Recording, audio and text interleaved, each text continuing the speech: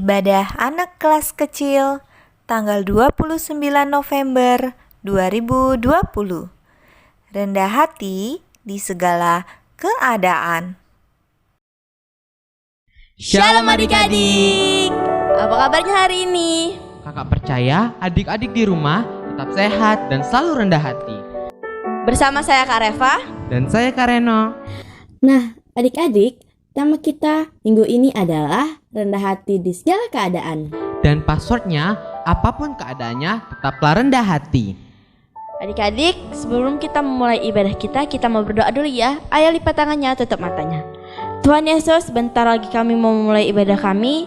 Berkati dari awal, pertengahan, hingga akhir. Di dalam nama Tuhan Yesus, haleluya, amin. Ayo adik-adik, kita bangkit berdiri.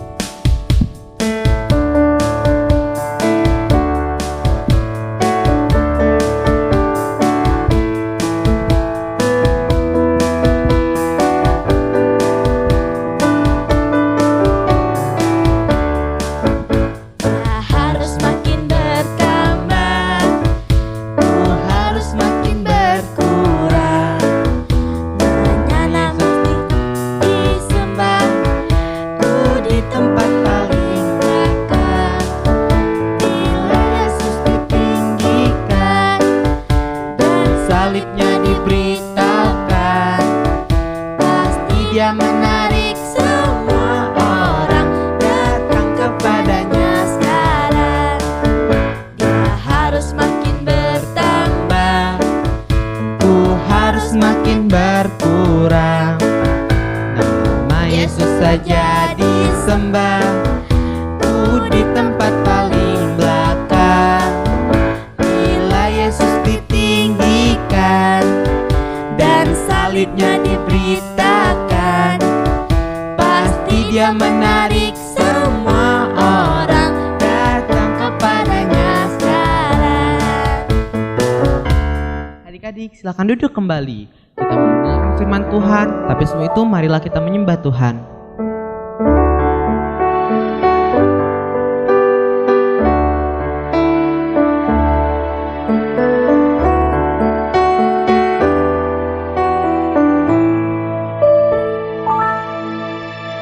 Segala puji, hormat juga syukur ku naikkan bagimu, karena cintamu yang tiada terukur, setiap hidupku bagimu.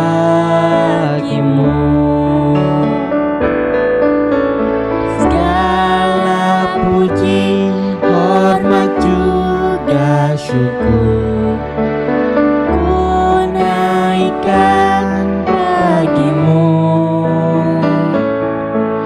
karena cintamu yang tiada terukur, setiap hidupku bagimu. Adik-adik, mari kita berdoa. Terima kasih Tuhan, terima kasih Bapa buat berkat-Mu hari ini. Sebentar lagi kami ingin mendengarkan firman-Mu.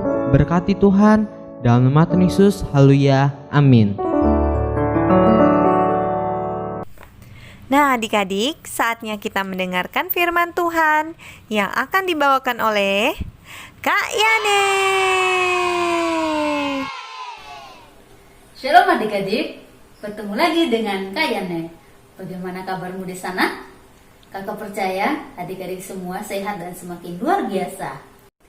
Adik-adik, kakak senang sekali bisa dapat melayani adik-adik semua walaupun dari jauh.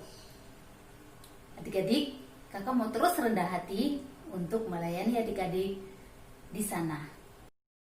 Adik-adik, sebelum kita mendengarkan firman Tuhan, yuk kita main game dulu. Cara main gamenya seperti ini adik-adik. Jika kalian disebutkan sesuatu yang ada di atas, adik-adik berdiri ya. Sebaliknya, jika kalian disebutkan sesuatu yang ada di bawah, adik-adik duduk ya. Siap? Kita mulai ya. Oke. Tanah, langit, pesawat, akar pohon, burung, sumur, awan, batu, pasir, bintang. Yeay, seru kan? Apakah ada yang salah posisi? Nah, adik-adik, dari games tadi kita belajar bahwa di dalam kehidupan kita pasti kita mengalami banyak sekali keadaan. Apa aja keadaan itu? Ada suka, duka, baik, buruk, kaya, miskin, dan banyak sekali keadaan-keadaan lainnya. Tetapi dalam keadaan apapun kita hari ini, Tuhan mau kita tetap rendah hati di hadapan Tuhan dan orang lain. Mau kita kaya, miskin, baik, buruk, berada di atas maupun di bawah, kita mau terus memiliki kerendahan hati adik-adik. Nah adik-adik, hari ini kita akan belajar dari kisah hidup Salomo. Apakah adik-adik pernah mendengar tentang cerita Salomo? Salomo itu adalah anak Raja Daud. Setelah Daud meninggal, Salomo yang dipilih oleh Tuhan menjadi raja menggantikan Daud. Wah, coba adik-adik bayangkan. Kalau adik-adik menjadi raja dari salah satu negara kuat di dunia, memiliki kekayaan yang berlimpah, kehormatan yang tinggi, apa yang akan adik-adik lakukan? Oh, kalau kita ada di posisi itu, pasti sangat gampang ya untuk menjadi sombong, tetapi tidak dengan Salomo. Walaupun Salomo baru saja diangkat menjadi raja, dan Tuhan bertanya kepada Salomo, apa yang kamu inginkan? Tetapi Tuhan senang dengan jawaban Salomo adik-adik. Yaitu Salomo tidak meminta kekayaan, kehormatan yang tinggi, harta, dan yang lainnya. Tetapi yang Salomo minta adalah hikmat. Wah, luar biasa ya adik-adik Raja Salomo ini. Maka Tuhan mengabulkan permintaan Salomo.